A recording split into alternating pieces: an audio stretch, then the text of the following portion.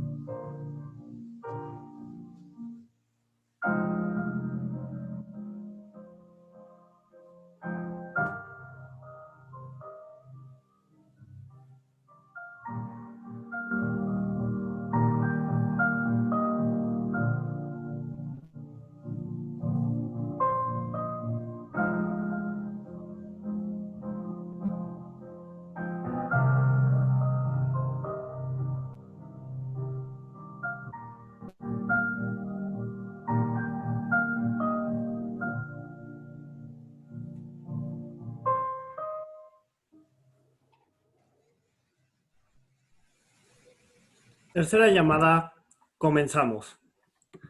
Buenas tardes a todos. Nos sentimos muy entusiasmados de tenerlos aquí y apreciamos mucho su presencia un martes por la tarde. El Instituto Mexicano de Ejecutivos de Finanzas, AC, en su capítulo universitario, les da la más cordial bienvenida a la conferencia Legal Tech, ¿qué es y cómo implementarlo?, de la campaña We Care. IMEF Universitario es una organización independiente del IMEF AC, la cual reúne a los líderes universitarios más destacados de todo el país desde el año 1997. Hoy en día, estamos en más de 80 casas de estudios distribuidas en 24 estados de la República Mexicana. Es misión del instituto reunir a los estudiantes más destacados y comprometidos con el entorno económico, financiero y empresarial. Nuestro fin es potenciar a los asociados más para realizar actividades donde se desarrollen íntegramente mientras generan valor en la sociedad. La campaña We Care consiste en presentar contenido de calidad a través de conferencias y masterclasses, con el fin de juntar donativos que serán destinados a diversas instituciones que atienden situaciones generadas por el COVID-19.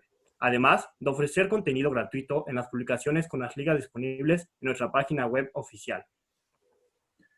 Les informamos que sus micrófonos están apagados en todo momento, como configuración de Zoom, al igual que la cámara, a excepción de los panelistas. Para configurar el audio, hay que presionar en el icono de los audífonos y seleccionar donde dice Conectar audio al dispositivo. La dinámica para preguntas, como pueden ver en sus pantallas, se presenta el código QR de la plataforma Slido, además de encontrarse en el chat la liga donde podrán estar enviando sus preguntas sobre la conferencia. Las preguntas más votadas en la plataforma serán las seleccionadas para preguntar a los ponentes. Al redactarla, podrán escribir su nombre y universidad o realizar la pregunta anónimamente. A continuación, daremos inicio al ciclo de conferencias Legal Tech, qué es y cómo implementar. Iniciaremos con la participación de la maestra Andrea Asensio Miranda. ¿Y quién es? Es licenciada en Administración, Derecho y Contabilidad por Georgetown University y la Pontificia Universidad Católica de Perú. Es máster en Marketing, Corporate Finance, MBA y MBA por escuelas como Kellogg School Management, Georgetown University, Macomb School of Business y el Tecnológico de Monterrey. Ha forjado su trayectoria profesional en empresas como Motorola, LG Electronics, AB InBev, Microsoft y como directora académica para Latinoamérica de los programas de posgrado ESABE. Aunado a ello, es Black Belt en Six Sigma, auditora de procesos ISO 901 y PMP en gestión de proyectos. Actualmente es socio y gerente general del grupo empresario americano y AACO Inc. Ha sido destacada a México por la apertura de operaciones de la empresa en Querétaro, así como terminado su maestría en Derecho Corporativo por la Universidad de Barcelona. Muchas gracias por estar aquí con nosotros el día de hoy. Ahora les cedo la palabra a la maestra Andrea Asensio Miranda. ¿Cómo están? Hola. Voy a compartir la presentación.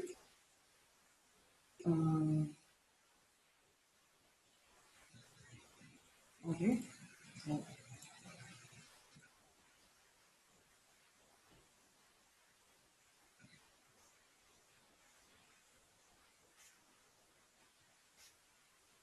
Listo. Bueno, primero muchas gracias por venir a la charla del Legal Tech. Básicamente, pues ya me presentaron un poco mi experiencia. Se basa básicamente en temas sí legales, pero también temas de marketing, mucho de procesos y tecnología. Actualmente, pues asesoro firmas legales en ese sentido. Yo básicamente, pues quiero empezar la sesión. Pues hablando un poquito primero de innovación legal, porque básicamente cuando hablamos de innovación legal, hablamos tanto de Legal Tech como también innovación en temas de derecho sustantivo, temas de innovación relacionados con tecnología, con mejora de procesos, con diseños de experiencia de cara a los clientes, ¿no? Y también inclusive de temas de marketing aplicado a despachos legales o a áreas legales de las empresas. El día de hoy pues nos vamos a enfocar en Legal Tech y pues obviamente Legal Tech e innovación son palabras muy de moda, pero que implican muchísimos temas dentro de ellas, ¿no? Y en el caso del Legal Tech, pues básicamente tenemos tres significados. Yo voy a tocar en esta presentación los dos primeros, que tiene que ver con todas las soluciones tecnológicas y todas las herramientas tecnológicas que pueden utilizar los abogados, los despachos legales, las áreas de los departamentos legales de las empresas de cara a la prestación de los servicios legales. Y también el segundo significado que tiene que ver con toda la tecnología que apoya a la mejora de los procesos de cara al cliente, colocándola como centro de atención. Y David, que nos está acompañando en la ponencia de hoy, él es abogado de la firma All Estrategias y él va a tocar el significado número 3 de Legal Tech, que tiene que ver con toda la regulación tecnológica, porque siempre en las charlas pues se habla de Legal Tech, muy relacionado a qué es la parte teórica, y lo que queremos hoy es también entrar a la parte sustantiva, entrar a la parte de legislación, entender cómo todos los temas legales de México están integrados con este desarrollo tecnológico, y es en lo que se va a centrar David en su exposición. Entonces vamos a pasar primero por el lado de mi presentación. Herramientas tecnológicas, creo que es importante pues no solamente sesgarnos cuando hablamos de herramientas y soluciones tecnológicas a software, sino hay que entender esto como un todo, ¿sí? Estamos hablando tanto de herramientas de software como también herramientas de aplicativos, temas de digitalización de datos, temas de digitalización inclusive de despachos, que ya viene dándose no solamente a raíz del COVID, sino ya se venía dando de mucho más antes, temas de gestión de contratos automatizados y muchos temas más que están inmersos dentro de este concepto de Legal Tech. Es muy importante que como abogados, tanto de estudiantes como de empresas y de despachos, sean conscientes de que muchas tareas y muchas de las actividades que están realizando hoy en día los abogados se están volviendo muy repetitivas, son muy manuales y son muy fáciles de ser reemplazadas justamente por estas tecnologías, estas soluciones tecnológicas. Y por lo tanto, como abogados, es imprescindible que se centren en desarrollar actividades que realmente le entreguen valor a los clientes. Entonces, ¿qué significa el tema de actividades de generar valor? Por ejemplo, si nosotros estamos revisando o realizando un contrato, ¿sí? Pues lógicamente la revisión y el armado y la redacción del contrato no le está generando valor al cliente. Lo que le va a generar valor al cliente es el conocimiento que nosotros tengamos de su industria y la capacidad que tengamos de prever aquellos potenciales problemas legales que podrían devengar de tener un mal contrato hecho. Esa parte no se puede automatizar, pero todo lo demás sí, e inclusive ya se está usando tecnologías de inteligencia artificial para poder, y voy a presentar algunos ejemplos, para poder hacer todas estas funciones de automatización en la redacción y en la adaptación de contratos. Entonces, vamos a ver ahorita qué implica Legal Tech y cómo se implementa. Acuérdense dentro de los dos primeros significados, ¿no? Primero, entender que la tecnología hoy en día en toda esta industria legal, pues sí está funcionando como un factor diferencial, ¿sí? Y obviamente el papel que tiene es muy relevante, e inclusive en países como México. Hoy en día vamos a ver en los ejemplos de que ya hay firmas completamente digitales, ¿sí? Y que ya hay firmas que están capacitando para estar totalmente actualizados en toda la materia legal digital que se viene. Y por otro lado, la tecnología también, pues no solamente va a transformar la forma en la que hacemos las cosas, sino también va a transformar nuestra relación con nuestros clientes. Y uno de los primeros ejemplos de cómo la tecnología modifica la relación con nuestros clientes es el tema de los modelos de negocios nuevos que han surgido a raíz de implementar Legal Tech. ¿Qué es un modelo de negocio? Yo quería presentar rápidamente esta estructura. Esta estructura pertenece a una metodología que se llama Business Model Canvas, en donde rápidamente voy a explicar qué significa cada uno de estos números. Un modelo de negocio es la forma en la que una empresa, una organización, un despacho legal, un abogado solo, inclusive con su propio negocio, genera ingresos. ¿Sí? Entonces, tenemos que identificar quiénes son nuestros clientes. Para los abogados de empresas es muy importante igual tener un modelo de negocio, porque dentro de la empresa van a tener diferentes tipos de clientes con diferentes tipos de necesidades. Entonces, es muy importante que identifiquen quiénes son los clientes internos.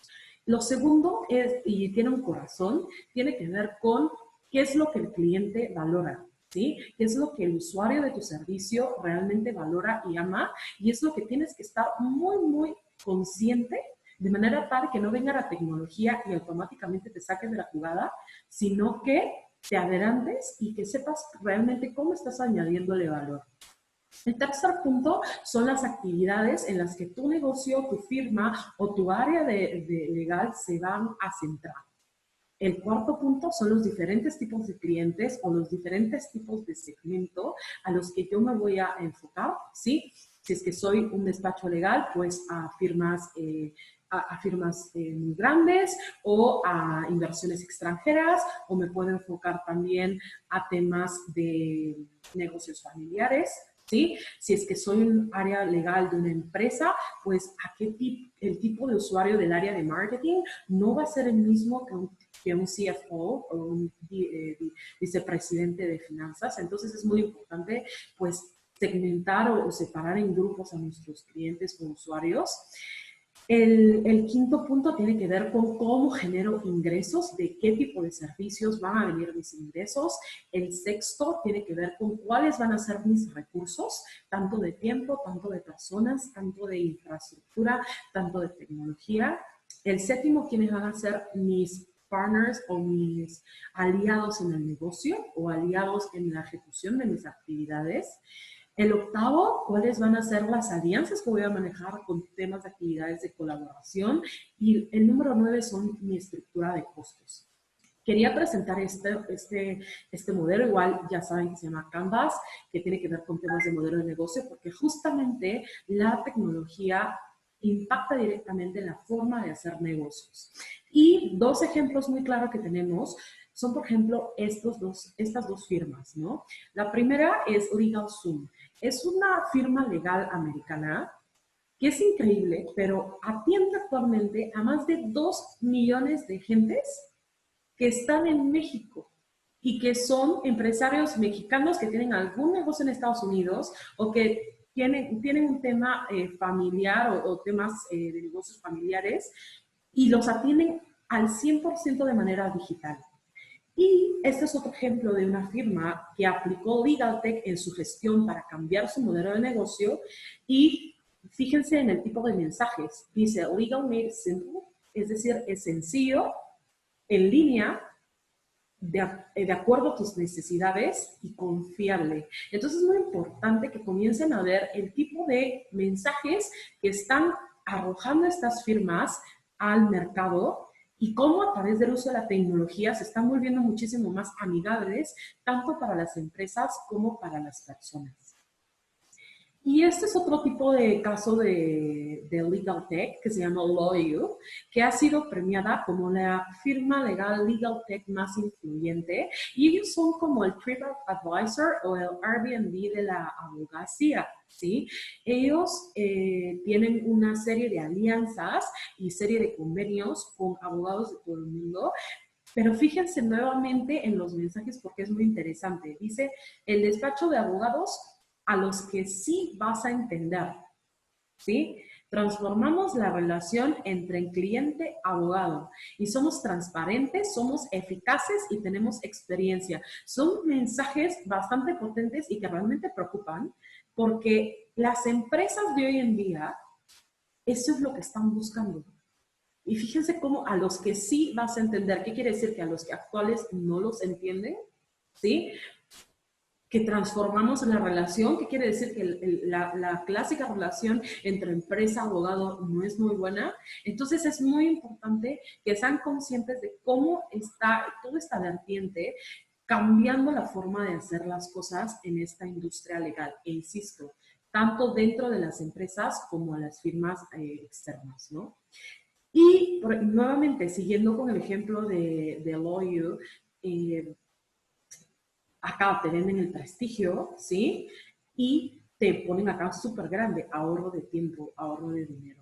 Entonces, insisto, es la forma en la que estas empresas han transformado sus negocios, la forma de hacer la gestión.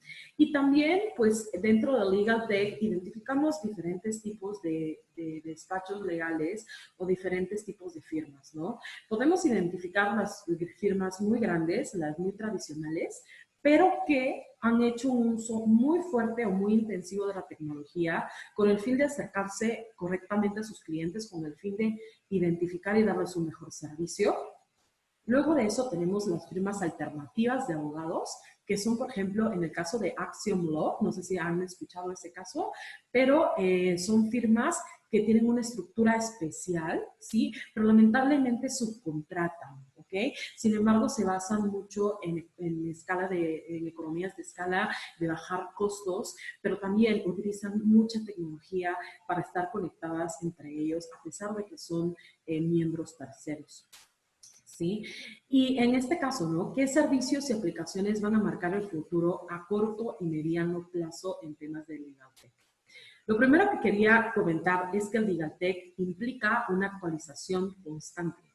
De hecho, por eso invitamos a David a esta charla, porque no es que se trata de que mañana voy a hacer Legal Tech y por lo tanto cambio automáticamente toda mi forma de hacer los procesos y me compro absolutamente todos los softwares que hay habidos y por haber en el mercado y ya hago Legal Tech. No, eso no es hacer Legal Tech. Legal Tech implica que estés capacitándote porque la tecnología está cambiando y por lo tanto la forma de legislar igual y todo lo que tiene que ver con el contenido legal también.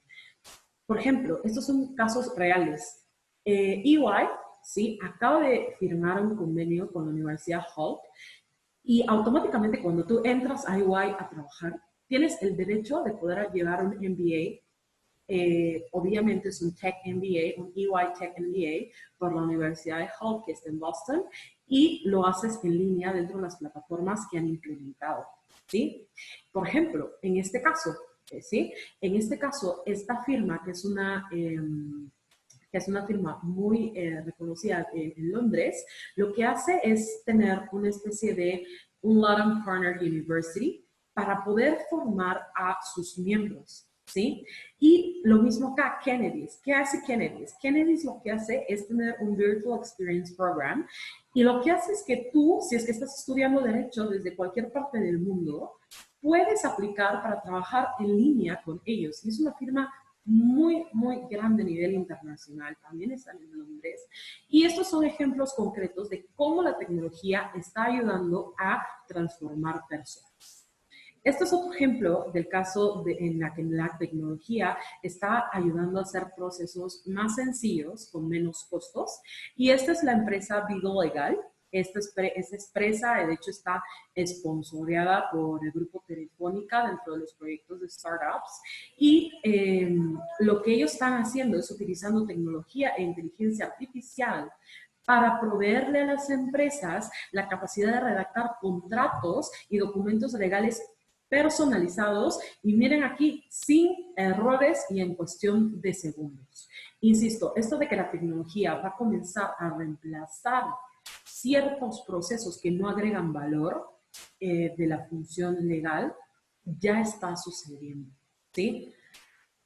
¿Qué otro ejemplo? En este caso, pues la tecnología, ¿cómo ayuda a reducir los tiempos de los procesos? Existen soluciones como VLEX, como Tyrant Analytics, como Geometria, que lo que ayudan es, por ejemplo, en el caso de VLEX, tú puedes, ¿sí? El software procesa sentencias y te entrega información con base a todos los criterios y estadísticas que les hayas pedido para que ustedes puedan tener estimaciones y probabilidades de éxito dependiendo de cada uno de sus casos, ¿no? Lo mismo hace Jurimetría, que nuevamente es un tema de analítica jurisprudencial, y lo mismo Clarion Analytics, con un tema de extraer datos y entregártelos con base a las variables cuando tú estás buscando analizar jurisprudencia.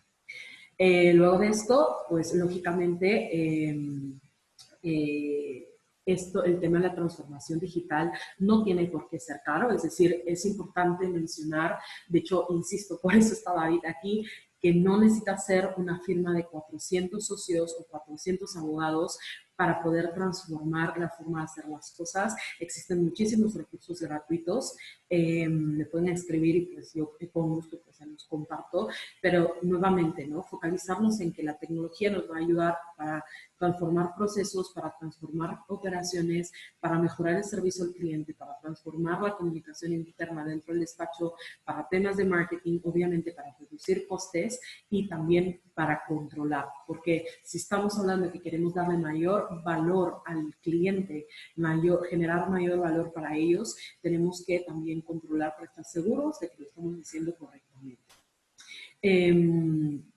Sí, entonces, ¿qué herramientas tecnológicas puedo tener como un abogado para darle un servicio diferente a mis clientes?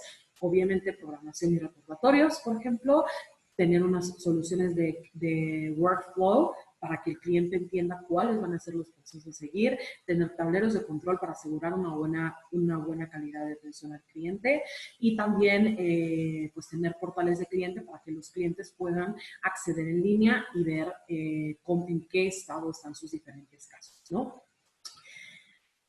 A ver, y esto, y nuevamente esta pregunta y este slide pues viene no solamente a raíz de la contingencia, pero créanme que ahorita las empresas, tanto para sus firmas legales como sus departamentos legales, se están preguntando, ¿no? Ok, tú tienes toda mi información, eres mi abogado, tienes absolutamente todos los recursos, entonces, ¿qué vas a hacer o cómo lo vas a utilizar para ofrecerme un mejor servicio? Eso es lo que se están preguntando actualmente las empresas, ¿ok? E insisto, la tecnología va a sustituir al abogado, no lo va a sustituir, pero a los que no agregan valor, a los que son solamente gestores, lógicamente a ellos sí los va a tender a sustituir, ¿sí? El reto de los proveedores de soluciones de LegalTech, pues también es manejar un lenguaje híbrido, ¿sí? ¿Qué es lo que tenemos acá? Esta es la clásica estructura, ¿sí? De una firma legal muy, muy grande, ¿correcto? Entonces, pues, lógicamente tenemos aquí en la parte de arriba de la pirámide a los socios. Luego tenemos a los asociados con menor experiencia y a los asociados al medio de la pirámide con mayor experiencia.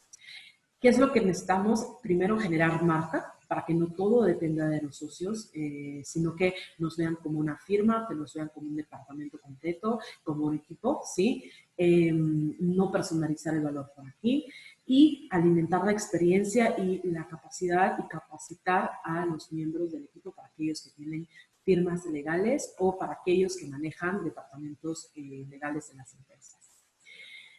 Otra herramienta o otra metodología que está ligada con el tema de Legal Tech es el tema de Legal Design Thinking, ¿sí?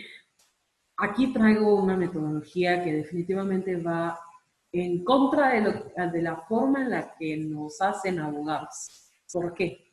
Porque el tema de Legal Design Thinking tiene que ver con prueba y error. Y obviamente, la primera vez que a mí me hablaron del tema de Design Thinking, yo dije, a ver, no entiendo. Es decir, que tú lanzas algo o lanzas una supuesta solución y equivocando vas arreglando, pero ya lo implementas, y la respuesta es sí. ¿Ok? Entonces, este modelo, esta metodología, pues es una forma de solucionar problemas, pero que es una forma de solucionar problemas mucho más rápida, ¿sí? Lo que básicamente te dicen es que pues generes empatía y que entiendas la problemática.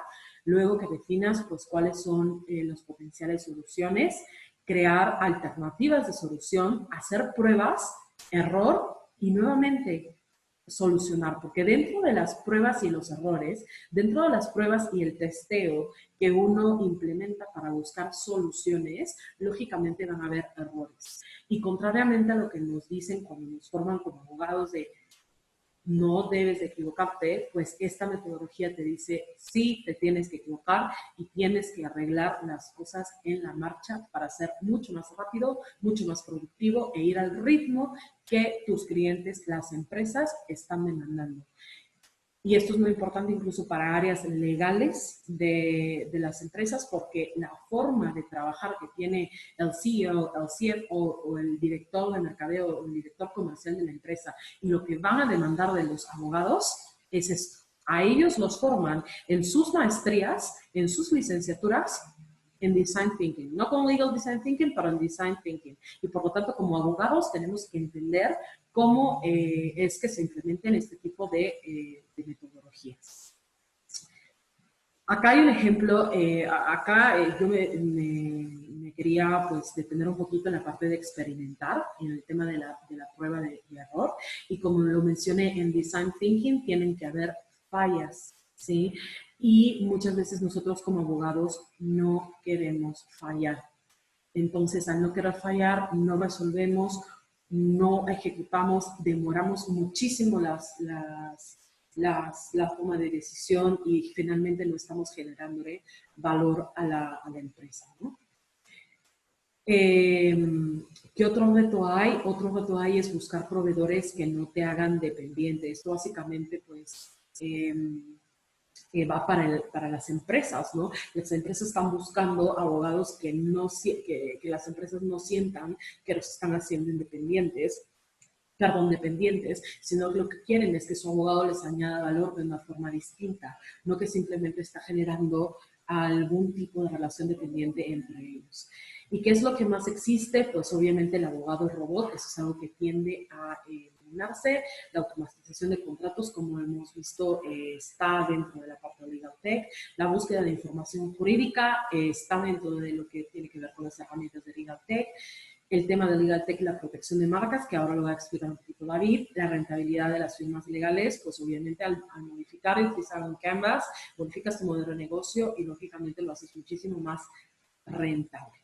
¿Qué más existe? El Legal Tech en los grandes despachos. No es la misma forma de aplicar Legal Tech para los pequeños y medianos despachos. Legal Tech en asesorías jurídicas de grandes empresas.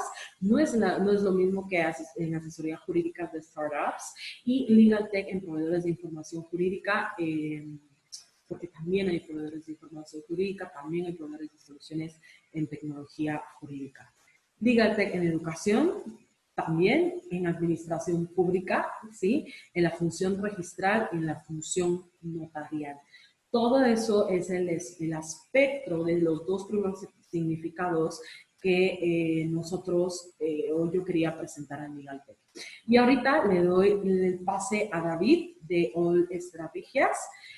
Ellos son un ejemplo real de una Legal Tech en México, tanto por el tema de la orientación al cliente, tanto también por el tema de implementación de la tecnología en el mismo despacho, también el conocimiento de la tecnología, pero también algo muy importante, y es lo que va a hablar David, es por la constante actualización y especialización en temas legales, que por ejemplo tienen conocimiento en materia de inteligencia artificial.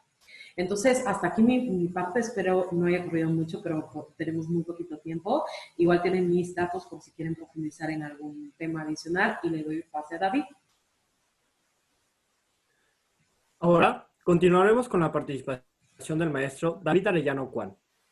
Es reconocido por su capacidad para resolver problemas complejos.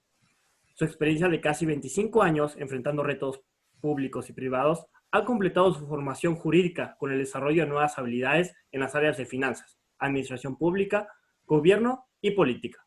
Es un negociador estratégico e innovador, así como consultor que genera información estratégica que identifica y minimiza riesgos locales y políticos, que construye alianzas clave y que realiza proyectos de leyes y otras normas que permiten el desarrollo de negocios. Es un excelente líder de proyectos que concilia la visión del sector privado con el sector público para generar entornos favorables para ambas partes. Tiene un gusto especial por proyectos relacionados con el medio ambiente, energía y tecnología, especialmente inteligencia artificial. Muchas gracias por estar aquí con nosotros el día de hoy. Ahora le cedo la palabra al maestro David Arellano Juan. Gracias, Rogelio. Gracias, Paulina. Gracias, Andrea, por la invitación. Saludos a todos los que nos acompañan en esta tarde así medio nublada, que se antoja mucho más echar un tequila que estar aquí platicando de temas de leyes y tecnología. Pero la verdad es que creo que puede ser una tarde muy provechosa. Voy a tratar de compartirles algo que les interese. Voy a empezar recapitulando un poquito sobre lo que dijo Andrea antes de entrar en el tema de las tecnologías exponenciales. Porque en realidad lo que hizo Andrea al principio de decirles, bueno, la expresión legal tech es una expresión que hoy pueden, digamos, le dan buscar y de pronto es muy confuso porque la gente utiliza de forma intercambiable la expresión para varias ópticas de lo que puede entenderse por legal tech. Eh, eh, Andrea habló de dos definiciones y me parece que sí es pertinente entender que esas dos definiciones tienen que ver con cómo le están haciendo los prestadores de servicios legales para incorporar tecnología en esa prestación de servicios y cuáles son los softwares o las herramientas que se han desarrollado para prestar esas tecnologías. Y ahí me parece que Andrea ha dado una explicación muy breve, pero muy nutrida, de cuáles son digamos, los avances y sobre todo los retos. Pero me gustaría llamar su atención al hecho de que cuando hablamos de la incorporación de tecnología en la prestación de servicios legales, necesariamente surge el cuestionamiento para todos los que ejercemos la profesión de abogado de, pues, cómo tenemos que dar servicios legales en el futuro. No es nada más el tema de, bueno, pues vamos a comprar un software o vamos a empezar a usar Zoom.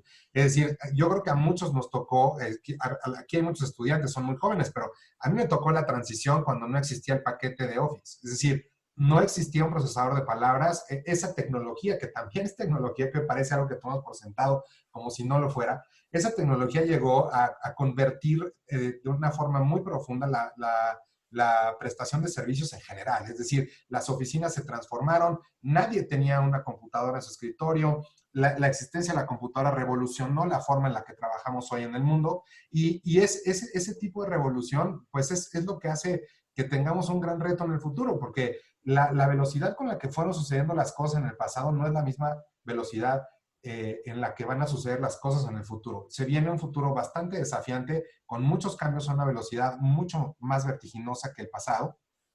Y entonces, preguntarnos de verdad si lo que queremos es ser parte de estas grandes instituciones o de estas grandes firmas, como lo mencionó Andrea, o si de verdad tenemos que redimensionarnos, es decir, quienes hacemos una prestación de servicios con una característica mucho más singular y que tratamos de competir en el mercado de una forma distinta, ofreciendo una calidad de servicios distinta, pues también necesita, como dijo Andrea, de adquirir conocimientos nuevos. Y eso es bien importante, porque los conocimientos nuevos tienen que ver con cuáles son los aspectos de derecho de las nuevas tecnologías. Es decir, no solo cómo incorporas herramientas a la prestación de servicios en el despacho. Hay un temita ahí en el que creo que podría tener una diferencia con Andrea, vale la pena exponerla y así generamos algo de debate hacia el final, pero en realidad a mí me parece que la automatización no solo se presenta en segmentos donde hay muy poco valor que agregar o en elementos de gestoría. A mí me parece que la automatización en la prestación de servicios legales se está dando justo en cosas que no necesariamente son tan básicas. Es decir, existen unos softwares que ya están a prueba para detectar el nivel de riesgo que tiene cada una de las partes de un contrato. Es decir, detectar el nivel de riesgo que de cada una de las partes en un contrato no es un ejercicio sencillo, ni automatizado, ni de gestoría básica, y hacia allá está dirigiéndose la tecnología. Entonces, es decir, aquí la pregunta que todos debemos tener en mente es, bueno, si todas esas herramientas van a ser mi chambas, van a hacer lo que hace un abogado, pues ¿para qué las traigo? Si las traigo me voy a quedar sin hacer nada, ¿no?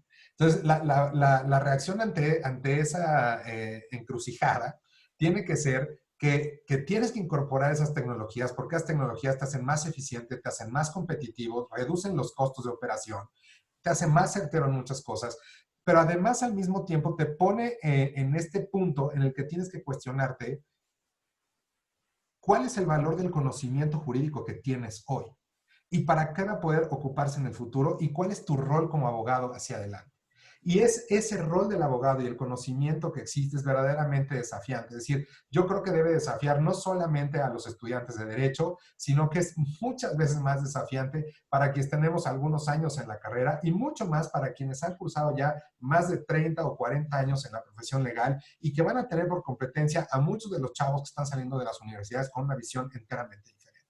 La realidad es que tenemos que construir una práctica legal que esté basada en las necesidades del mercado que vienen y no en lo que hemos hecho en el pasado.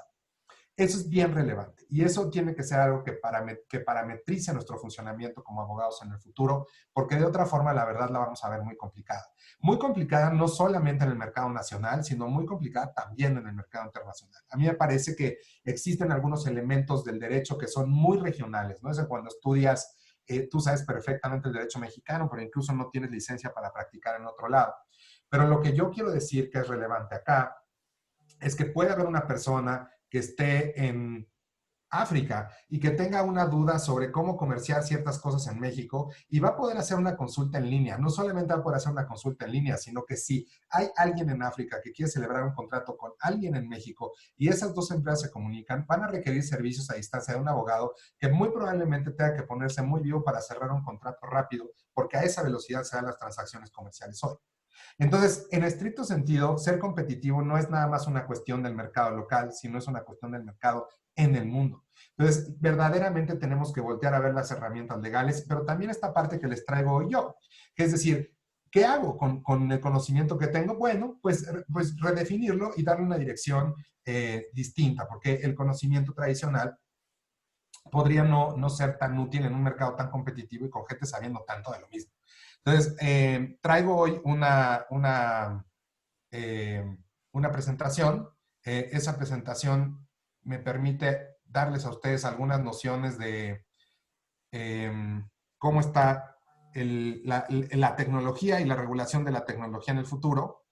No sé si podemos ver, ahí tenemos ya. Me gustaría empezar con esa diapositiva, la diapositiva de tecnologías exponenciales, porque la tecnología, gracias, Sofía, las tecnologías exponenciales, a ver, déjenme explicarles algo. O sea, la palabra exponencial, la forma más fácil de explicarla del ejemplo en el tablero de ajedrez. Es decir, cuando una cosa crece exponencialmente, quiere decir que se multiplica por sí misma una y otra vez. Y eso es bien relevante, porque si ustedes ponen un granito de arroz los reto que lo hagan, pongan un granito de arroz en un cuadrito de ajedrez y luego el doble en el que sigue y luego el doble en el que sigue y luego me cuentan cuántos granitos de arroz pusieron en el último cuadrito del tablero de ajedrez.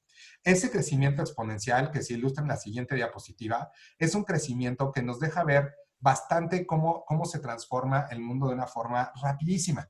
Durante mucho tiempo, quienes vivimos el surgimiento de la telefonía móvil comercial, porque telefonía móvil ha habido desde hace muchísimo tiempo, pero comercial a un nivel masivo, pues vimos cómo salió el primer iPhone y la diferencia que me parece que este teléfono inteligente es un breakthrough, un parteaguas en todo lo que ha sucedido en materia de tecnología hoy, porque ha generado la portabilidad de un montón de funcionalidades que son pues ya parte de nuestra vida cotidiana.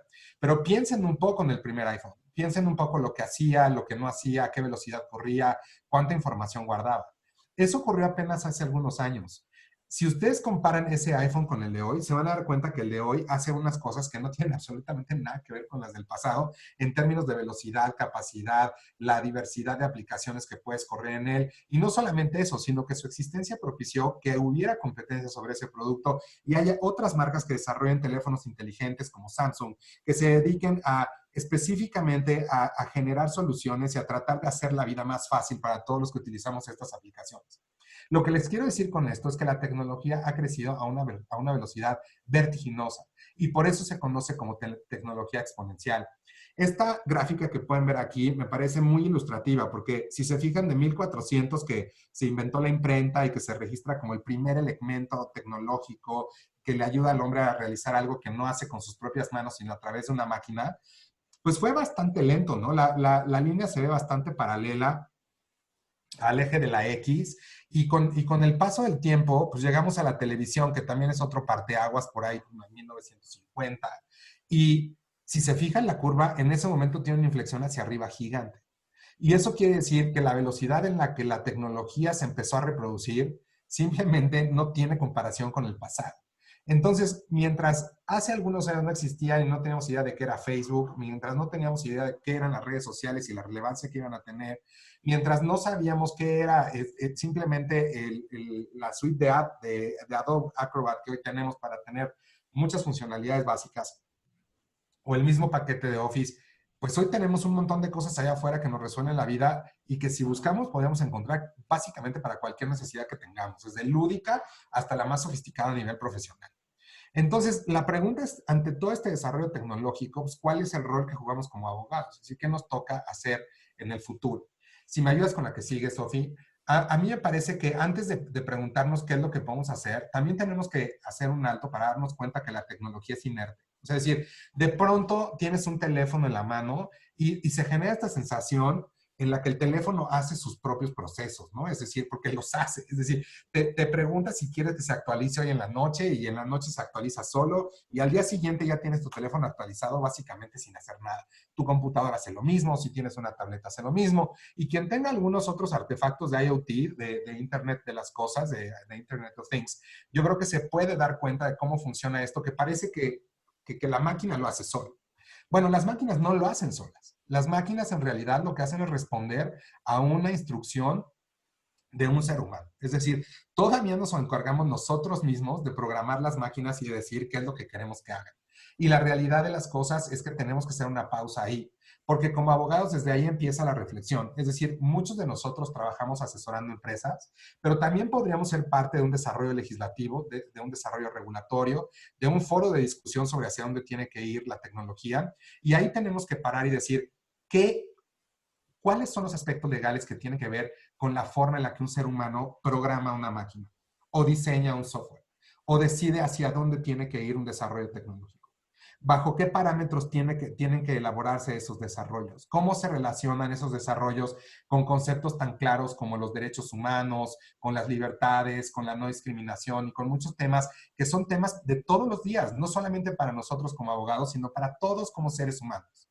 Y ahí es donde empieza a ponerse medio compleja la cosa, porque si ustedes se asoman en el mundo a ver qué es lo que está pasando, van a darse cuenta que hay cierta literatura en Inglaterra, en Estados Unidos, poquito en Europa, algo en algunos países nórdicos, pero en términos generales, la verdad es que todavía estamos bastante verdes, bastante en las raíces de cómo regular la tecnología. Mi percepción es que hay unos esfuerzos importantes, están los principios de la OCDE, están los principios de la ONU, hay un esfuerzo importante para tratar de juntar la información, de poner en un lugar y tener visibilidad de qué es lo que hay que hacer con relación a la tecnología.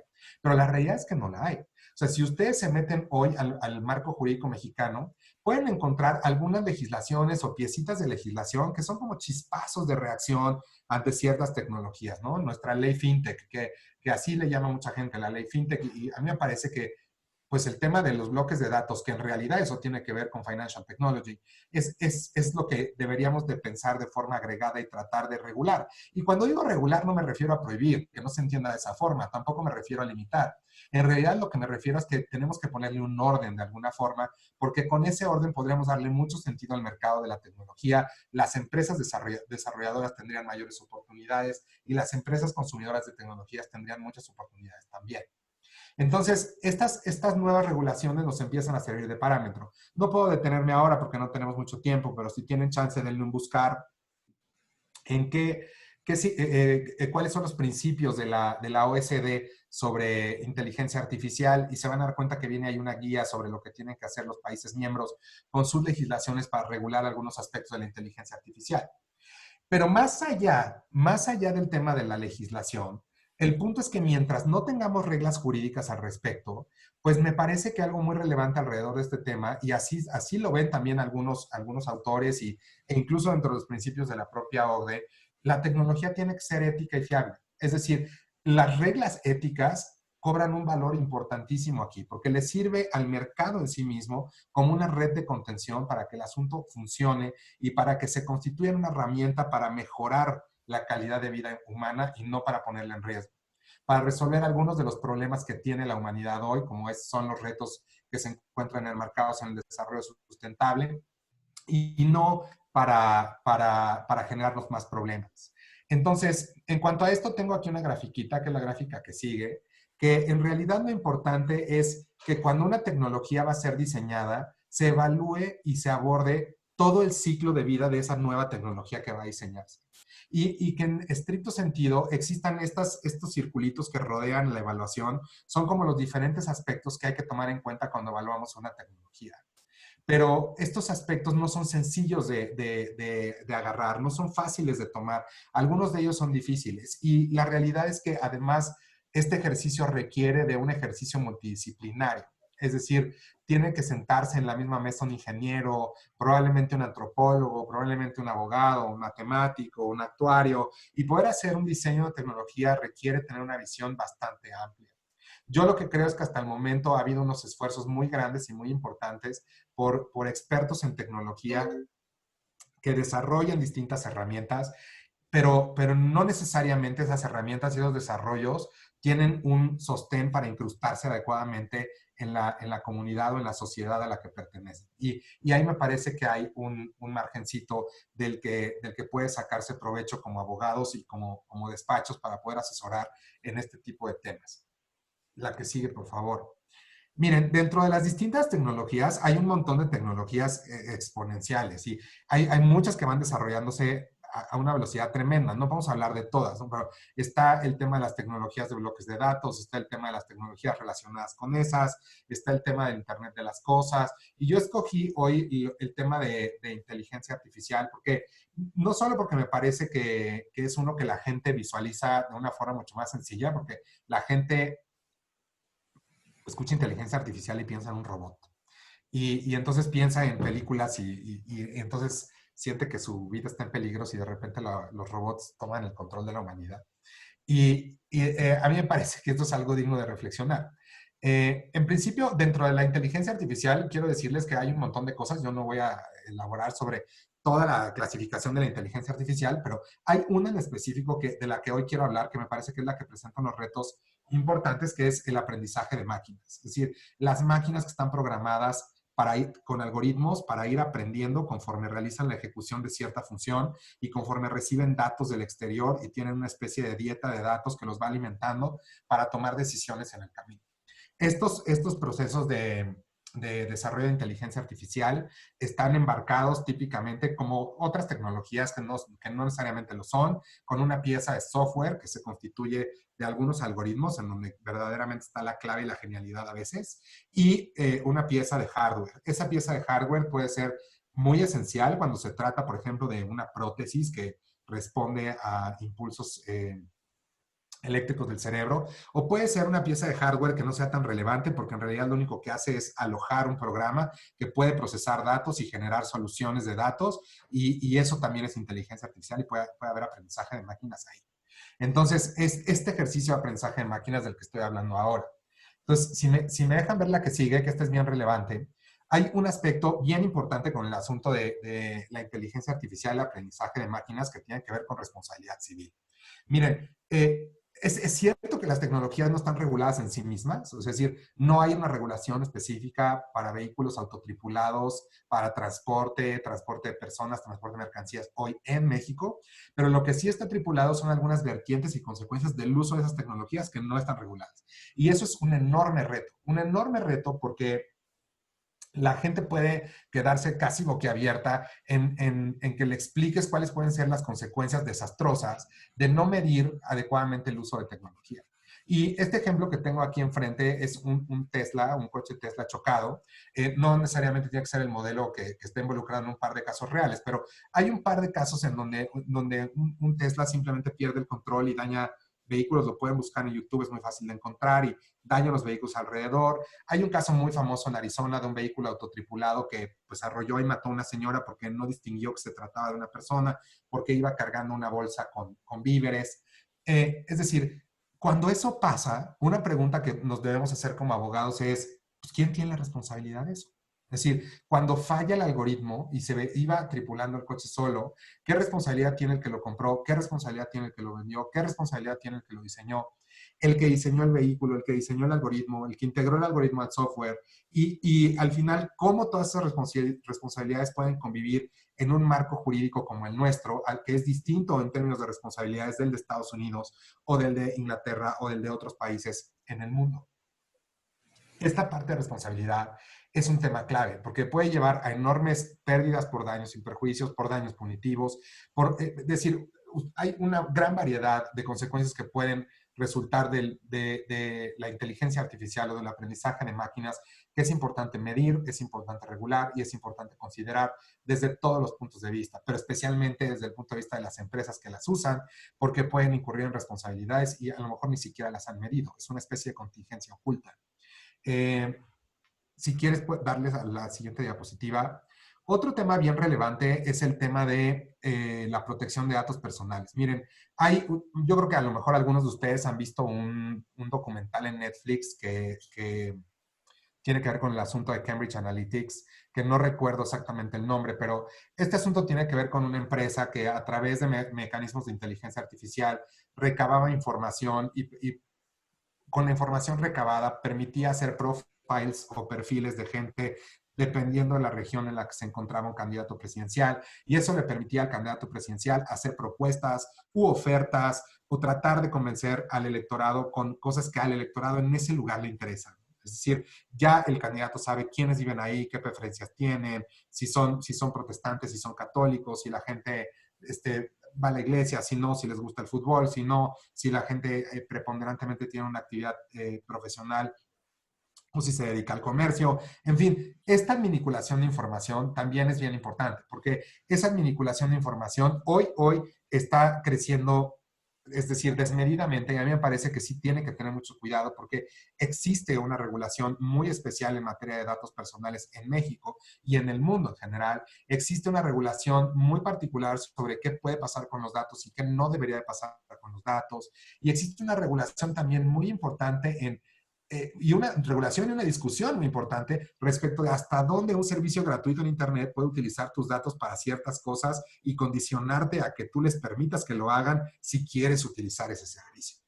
Hay una discusión importante sobre la comparecencia de Facebook en el Senado de Estados Unidos, y hay una discusión también muy abierta respecto del uso de información en muchas redes sociales, pero también en plataformas de entretenimiento, en donde los usuarios proporcionan información. Es decir, esto es verdaderamente desafiante. Muchos de nosotros, hace rato yo comentaba con Andrea en la mañana, donde me dijo que había consultado un banner por ahí y de pronto había cerrado el banner y ya cuando abrió Instagram le salió un anuncio sobre ese banner que había consultado en otro lugar.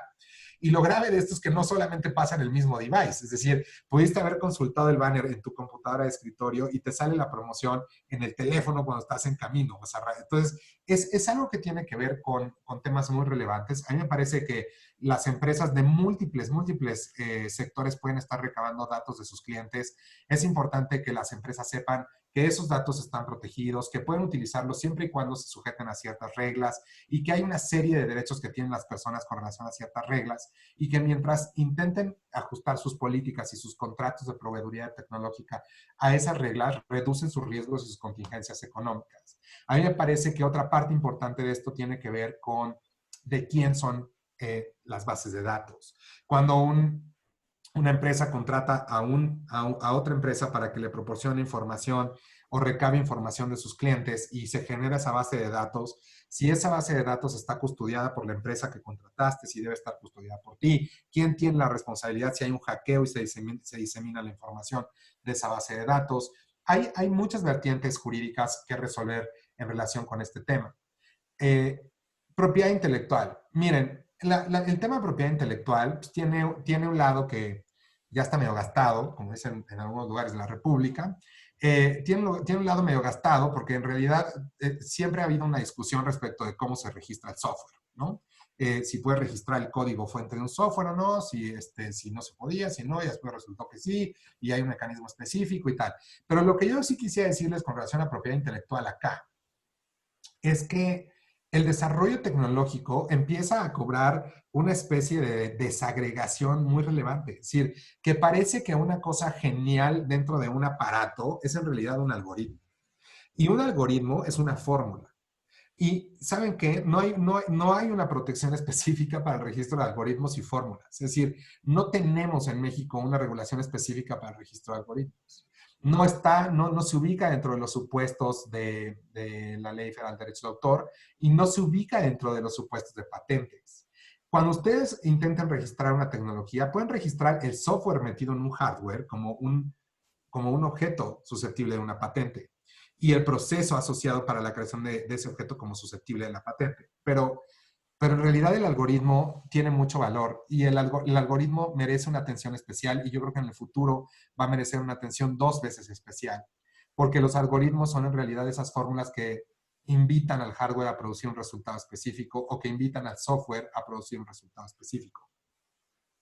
Asociar los algoritmos, no, dale para adelante, Sofía, muchas gracias. Al asociar los algoritmos con su funcionamiento, es indispensable considerar pues cómo la selección automatizada de información te puede llevar a un lugar, la tecnología nos puede llevar a un lugar en donde sin querer discrimine.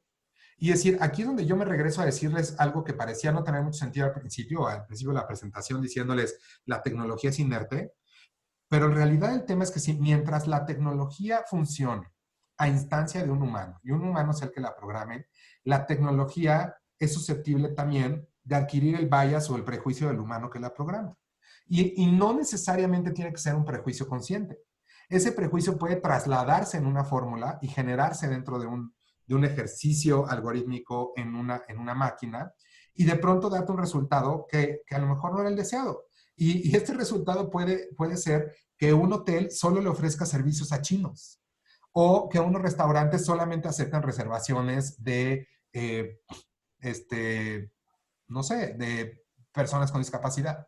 Cuando en realidad eso no era lo que querían, sino que el algoritmo, al estar procesando información y al integrarse de forma sólida en su ejercicio de aprendizaje con el uso de cada usuario, se empieza a hacer información y la máquina empieza a tomar sus propias decisiones. Y esas decisiones también pueden estar viciadas o pueden estar siendo objeto de un prejuicio. Esta parte es bien importante porque el uso de la tecnología, como les mencionaba hace rato, debe ser o debe verse como un elemento que mejora la vida humana, no que nos representa un reto adicional. Y algo que discrimina o que segmenta, y el uso de tecnología que, digamos, deja atrás un segmento de la población por su edad, por su religión, por su raza, por su sexo, su preferencia sexual o lo que ustedes gusten y manden, me parece totalmente inapropiado. Puede haber aplicaciones tecnológicas que estén teniendo resultados discriminatorios y quien las desarrolló no lo sabe. Y quien contrató la herramienta para usarla en su negocio tampoco lo sabe. Y es importante que las empresas pongan atención en esa parte porque una consecuencia de esa naturaleza puede traer una demanda de vuelta, puede traer una contingencia de vuelta que también pone en riesgo a quien usa este tipo de tecnología. Los delitos. Bueno, miren, de este ni hablar, pero una cosa importante aquí es decirles que, miren, no voy a entrar ahora porque no tengo mucho tiempo con el tema de la responsabilidad indirecta y directa, pero una cosa bien importante es que todavía no estamos en este punto donde una máquina puede ser responsable de un delito, ¿no? O sea, es decir, el componente de mens rea que debe existir dentro de quien comete un delito no puede asignársele todavía a una máquina. Entonces, en términos generales, la asignación de responsabilidad en relación con la tecnología es muy parecida al problema que representa la responsabilidad civil, que tiene que ver mucho con discernir quién tomó la decisión que produjo el resultado, quién programó la máquina de la forma que produjo el resultado. Si la máquina no funcionó, ¿de quién es el error que causó el mal funcionamiento que produjo el resultado? Y cómo ese resultado se enmarca o no se enmarca dentro de una conducta delictiva. Y a mí me parece que hay muchos retos para quienes tienen así una mente penalista desarrollada, pueden preguntarse si, o sea, cómo la tecnología al convivir con la ejecución humana desafía el tipo penal. Y entonces el tipo penal ya no se entiende de la misma manera. O cómo, aparentemente, con el uso de tecnologías bien sofisticadas, en realidad estamos hablando de lo mismo y el tipo penal no se altera y en realidad la teoría del delito es la misma. Es un tema que también es un gran reto para el futuro en relación con las tecnologías. Competencia económica es algo bien importante. Miren, los desarrollos de tecnología pueden generar y empoderar una empresa de tal forma que las empresas se convierten en un actor predominante en el mercado, se convierten en un actor preponderante. Y este actor preponderante en el mercado lo que hace es tener todo el poder, pero ¿saben qué? No solo económico. Las grandes empresas, y hay mucha literatura ya para leer alrededor de esto, las grandes empresas de tecnología se constituyen también como factores de poder político y social. Es decir, empieza a ponerse en entredicho hasta dónde debe llegar el poder de ciertas empresas tecnológicas y con qué propósito. Y cómo debe de funcionar eso de una forma equilibrada con todo lo demás que existe alrededor de la tecnología. Me parece que es importante mantener en mente que la tecnología puede generar estas disrupciones en el mercado que no solamente constituyen pues un monopolio que a lo mejor nos hace muy cara un servicio. El servicio no es caro en términos de dinero, es caro en términos de contraprestación. Hoy le pagamos a Facebook con nuestros datos para poder utilizar la plataforma. Hoy le pagamos a Instagram con nuestros datos para poder utilizar la plataforma. Y le pagan quienes se anuncian en esas plataformas por otras vías, pero como usuarios nosotros pagamos con nuestros datos. Si hubiera otras plataformas que no te cobraran de esa forma y que tuvieran otras modalidades, se generaría una conversación alrededor del tema, pero no la hay. Y no estoy diciendo que deba haberlas. Y no estoy diciendo que Facebook esté mal. Lo que estoy diciendo es que tenemos que ser muy conscientes de qué es lo que está pasando y cómo la tecnología puede generar alteraciones en el mercado que no son en realidad lo que deseamos, que en realidad andamos buscando otra cosa. Y que en beneficio de algo que pueda verse muy positivo en principio, podríamos encontrarnos en una encrucijada que no es tan positiva al final. Y poner atención en estos aspectos, pues yo creo que para las más de 100 personas que estamos aquí platicando hoy en la tarde, pues es desafiante. Yo creo que nos invita a pensar, bueno, pues ¿qué tengo que hacer yo como abogado alrededor de todos estos temas? ¿Me ayudas con la que sigue? Yo creo que estas pequeñitas vertientes de las que les pude platicar en estos minutos sobre la tecnología y la regulación de la tecnología, puedo resumir en lo siguiente. Es decir, es indispensable que los abogados utilicemos la tecnología para prestar los servicios y al mismo tiempo nos informemos y aprendamos cómo vamos a jugar un papel en relación con la tecnología y los negocios en el futuro.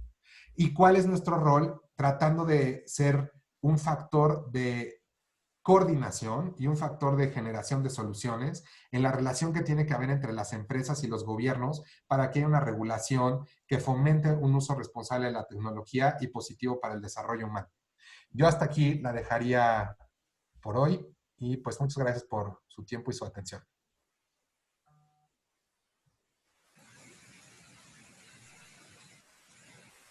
Agradecemos su tiempo y la valiosa información compartida. A continuación, daremos lectura. A continuación, estaremos haciendo las preguntas que fueron realizadas a través de Slido durante las conferencias.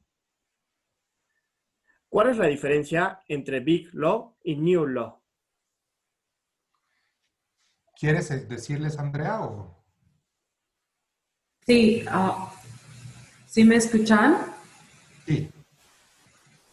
¿Escuchan? ¿Aló? ¿Sí me escuchan, cierto? Sí, lo escucho bien. Sí, sí, Ok. no. Bueno, a ver, básicamente, ¿se acuerdan cuando yo conversé sobre el tema de los modelos de negocio? ¿Sí? Y qué era el modelo de negocio, que básicamente era la forma en la que una empresa generaba ingresos o un despacho generaba ingresos. En el caso del Big Law y el New Law, para los que no lo conocen, son dos conceptos que tienen que ver con dos tipos de modelo de negocio, ¿sí? En el caso del New Law, es un modelo de negocio o una forma de prestar servicio que está mucho más relacionada o mucho más enfocada al tema de las necesidades de los clientes, ¿sí? Y de tratar de buscar ofrecer servicios jurídicos totalmente nuevos, totalmente innovadores y totalmente disruptivos en ese sentido, ¿ok? Y lógicamente, pues, el New Law, pues, no tiene que tienes de todas maneras que buscar un nuevo modelo de negocio, pero también sin buscar un nuevo modelo de negocio puedes buscar nuevos servicios que ofrecer a tus clientes, insisto, con una lógica de poner al cliente en el centro de atención. Y en el caso de las Big Law es como completamente todo lo contrario, ¿sí?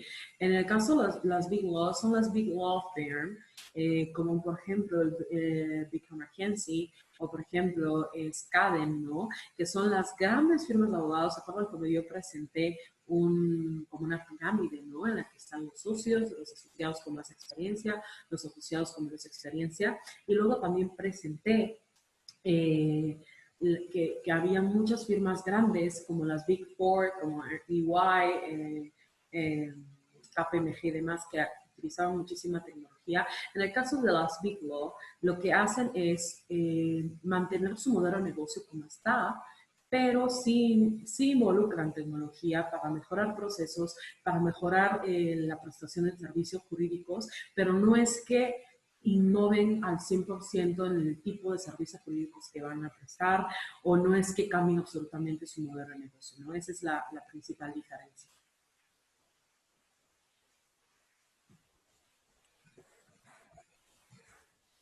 Continuamos con las preguntas.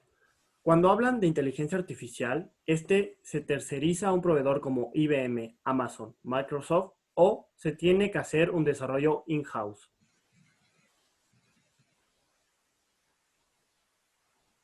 David, ¿quieres que yo responda? No, si quieres, mira, la pregunta es medio rara porque, o sea, en términos generales, una solución de inteligencia artificial, es decir, pues es una solución, algoritmos y software que se empacan en un hardware para que funcionen para un propósito específico, ¿no? Esa solución, pues tú, si ya existe en el mercado, pues la puedes comprar para proveer un servicio, o la puedes arrendar, o si eres un desarrollador de tecnología, pues puedes desarrollar tus propias aplicaciones de inteligencia artificial. En el caso de la prestación de servicios, de servicios legales, quizá dentro de esa pregunta está otra, que tiene que ver, pues si hay herramientas de inteligencia artificial para proporcionar servicios legales. Yo creo, por ejemplo, que estos softwares que hacen análisis de contratos para determinar el riesgo de las partes de un contrato, pues claro que son inteligencia artificial. No tienen la modalidad de robot, pero claro que son inteligencia artificial porque están compuestas de estos tres elementos que son el modelo, los parámetros y el aprendiz dentro de la programación, que permiten considerarlos como aprendizaje de máquinas y considerarlos como inteligencia artificial. No hay un tener que, es decir, depende qué necesidad tienes, depende quién eres, depende qué haces, puedes contratar una aplicación o desarrollar la propia. Yo también tengo una respuesta en ese sentido. Yo he trabajado en Microsoft por muchos años, entonces, por ejemplo, cuando los diferentes gobiernos contrataban a... ¿Sí me escuchan? Sí. ¿No? Cuando los diferentes gobiernos contrataban a Microsoft para hacer soluciones de inteligencia artificial, de todas maneras involucraban a algún desarrollador local. Entonces, yo creo que el escoger una empresa como Amazon, como Microsoft, va a depender mucho de, obviamente, el tema presupuestal, pero también va a depender mucho de las necesidades del proyecto específico y cómo calzan las soluciones que ya están hechas para ganar tiempo más que todo, pero siempre requieres algún tipo de customización por el tema de las necesidades de las empresas, ¿no?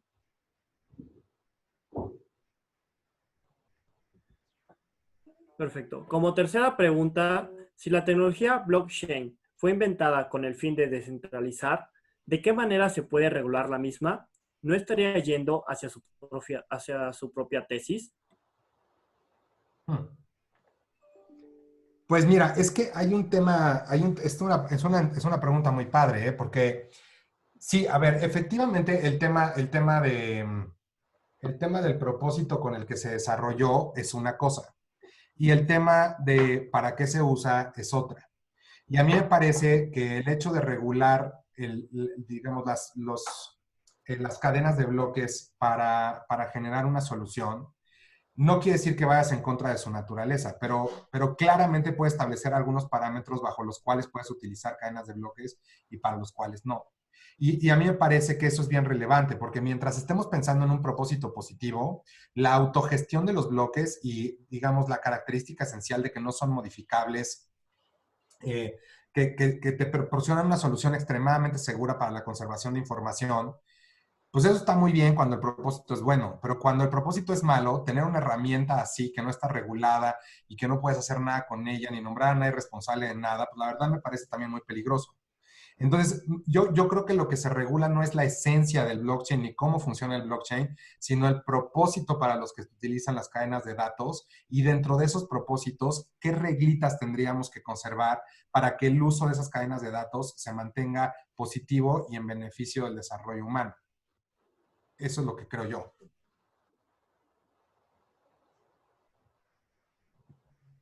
Maestra Andrea, ¿gusta complementar la respuesta del maestro David? Sí, aparte que lo que quiero complementar es que básicamente también el blockchain, pues no solamente se utiliza para un tema de descentralización.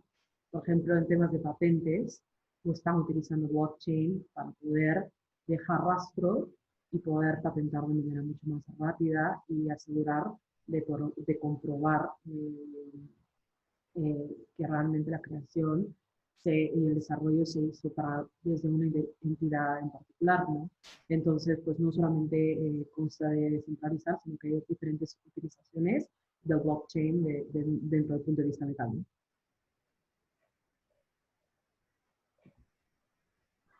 Maestro David, ¿tiene tiempo para contestar otra pregunta? Otra preguntita. Ok, la pregunta es la siguiente. ¿Ya existen aplicaciones reales de los smart contracts? Sí, claro. Sí. Sí, sí. Sí, sí hay. Y no tienes que hacer una búsqueda muy sofisticada, ¿eh? O sea, te metes a Google y pues, le das buscar contract software o software for legal contracts y o sea, no vas a recibir un hit, vas a recibir un montón de hits. Es decir, hay un montón de cosas disponibles para hacer eso. Perdón, y en la presentación que les puse, ahí también hay un ejemplo de Vigo Legal, que es de las startups que viene sponsoreada por el Grupo Telefónica, que se dedica a eso, ¿no? Y para finalizar, ¿cuáles son las principales barreras de implementación de Legal Tech? No sé, ¿quieres que responda primero o quieres responder tú, David? ¿Y qué es tú Andrea? Yo nada más ya cierro y me voy porque se me hace tarde para llegar a otra cosa. Bueno, entonces yo creo que la principal barrera son ustedes. Yo creo que no necesitas mucho presupuesto, pero sí necesitas querer buscar, googlear y vas a encontrar soluciones y alternativas, incluso software libre, para poder implementar LegalTech. Que no sé implementar LegalTech, que no tuve tiempo de tomar todas las clases en el webinar. Bueno, buscas y vas a encontrar incluso libros que te dan paso a paso de cómo implementar LegalTech. Entonces creo que lo limitante y van a ser ustedes. Si no buscan, si no investigan, si no van por eso, no lo van a encontrar. No es que va a venir del cielo y les va a decir, implementa LegalTech así. Y también es muy importante de que no se limiten desde el punto de vista del tamaño que tienen, ¿no? Pueden ser abogados independientes, pueden ser una firma pequeña en cuanto al número de gente, y eso no tendría que ser una limitante. Por el contrario, por eso hablábamos hace un rato una de las preguntas de la terminología new Law y Big Law, ¿sí? En el caso de las Big Law, pues son justamente las firmas muy grandes que son a las que más respuesta, por más que tienen más presupuesto en implementar el Legal Tech. A ver, eso por una parte, pero rápidamente también uno de los retos bien importantes alrededor de esto es que hay que estudiar. O sea, es decir, es bien difícil acercarse a una herramienta y tomarla y no saber para qué sirve y cómo funciona. Es decir, eso es bien interesante porque quienes hemos recibido una educación legal, o sea, hace ya algunos años, ¿no? O sea, 20 en mi caso, pues la verdad es que tienes que tomar una herramienta nueva y tienes que entender para qué sirve. Eso es un poco como cuando entras a un taller y agarras una herramienta y dices, órale, ¿y esto qué hace? qué tornillo afloja o qué parte embona. Es decir, es un poco así. Si no tienes la dimensión de la herramienta, no sabes, no la entiendes, no del todo en el detalle, pero si no entiendes su esencia, para qué funciona, qué características tiene, pues vas a recibir pues un gran balde de agua fría. Y otra cosa, que me sorprende mucho esto porque lo he recibido en algunos de cursos y en algunas clases que he dado, que mis alumnos se sienten incómodos con que en realidad yo los dejo con preguntas en vez de respuestas. Y en realidad eso tiene que ver con que la materia es tan nueva que tiene muchísimas preguntas y no muchas respuestas. Y que una de las cosas principales con las que debemos familiarizarnos es con navegar en un entorno donde las cosas no están definidas. Es decir, donde tú quieres agarrar algo con todas sus características y que sirve específicamente para esto y que te va a dar específicamente este resultado. Y la realidad es que la tecnología se mueve de una forma muy amorfa. Y esta característica de amorfidad de la tecnología, pues nos obliga a vivir en un mundo de preguntas, tratando de identificar cuáles son las mejores preguntas que hacer para entonces poder encontrar una respuesta. Y eso es bien importante. Es decir, entender que estamos en un punto de inflexión donde hay muchísimas preguntas, las cosas no tienen definiciones claras y lo que acaba de decir Andrea, no es como que alguien te va a decir, esta es la forma para hacerlo, ¿no? Y es la única. Y la realidad no es así. Es decir, esto tiene que ver más con una mente abierta, con tratar de explorar opciones, hacer el intento, fallar, volver a hacer el intento con otra cosa, ensamblarla con una necesidad muy particular. Y eso es especialmente difícil para los abogados, sobre todo cuando nos educan en un sistema donde esto es binario, ¿no? O es legal o es ilegal. Y aquí hay muchos escenarios, es decir, no hay dos nada más. Y familiarizarse con un conjunto de escenarios es un reto importante. Agradecemos su tiempo y la valiosa información compartida. A continuación, daremos lectura al reconocimiento.